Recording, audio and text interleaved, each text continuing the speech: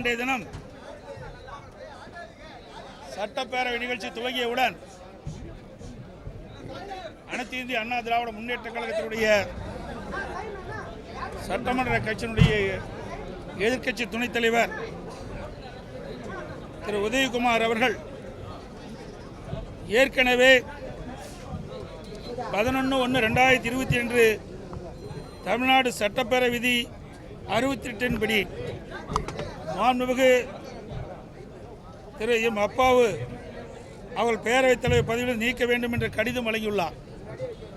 சட்டப்பேரவை விதி எண் 63 படி முன்னறிப்பு காலம் 14 நாட்கள் முடிவடைந்து விட்டதால் பேரவைத் தலைவர் பதவி நீக்கம் செய்யும் கோரும் தீர்மானத்தை இன்றே எடுத்துக்கொள்ள வேண்டும் என்று அவர் சட்டமன்றத்திலே பேரவைத் தலைவரிடம் கேட்டுக்கொண்டார்.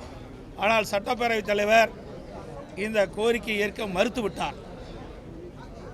அதோடு முந்தைய அரசாங்கம் அதிமுக ஆட்சி இருக்கும்போது சுட்டிக்காட்டினார்.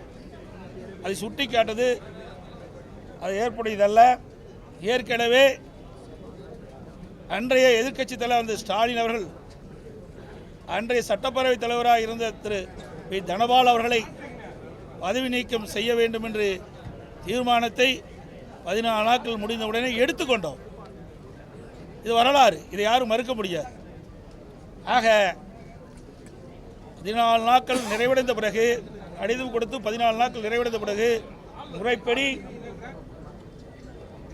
சட்டமன்ற நிகழ்ச்சி தள்ளி வைத்து அனைத்து இந்திய அண்ணா திராவிட முன்னேற்ற கழக சட்டமன்ற எதிர்க்கட்சி துணைத் தலைவர் கொண்டு வந்த அந்த சட்டப்பேரவை தலைவர் பதவி நீக்க தீர்மானத்தை எடுத்துக்கொண்டிருக்க வேண்டும்.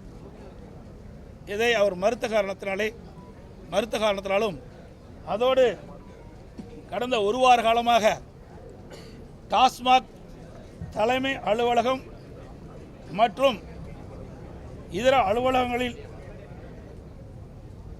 அதோடு இந்த டாஸ்மாக் நிறுவனத்திற்கு சப்ளை செய்கின்ற மதுபான தயாரிப்பு தொழிற்சாலையிலும் மத்திய அமலாக்கத்துறை தொடர்ந்து சோதனை நடவடிக்கை மேற்கொண்டு அதன் அடிப்படையில் நேற்றைய தினம்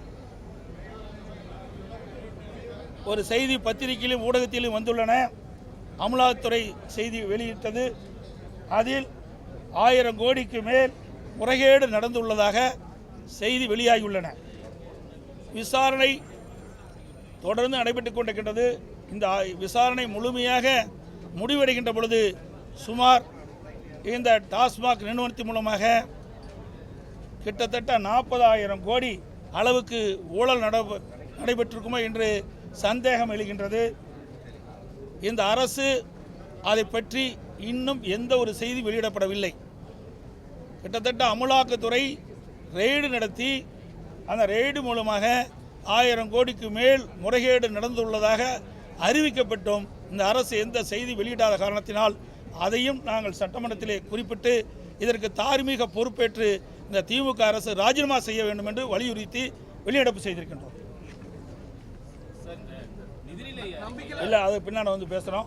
நிதிநிலை அறிக்கையெல்லாம் வெளியிட்டிருக்காங்க. நிதிநிலை அறிக்கை முழுமையாக வெளிவந்த பிறகு பத்திரிகையாளரை சந்தித்து ஊடக நண்பர்களை சந்தித்து கருத்துக்களை நாங்கள் தெரிவிக்கின்றோம். ஆமாங்க, அதான் நம்ம தெளிவாக சொன்னேன்.